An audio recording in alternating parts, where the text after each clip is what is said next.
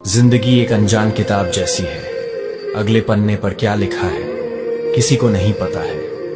कभी खुशी की कहानी मिलती है तो कभी दर्द के अध्याय खुल जाते हैं, और हम बस हर पन्ना पलटते हुए अपने हिस्से की कहानी जीते जाते हैं।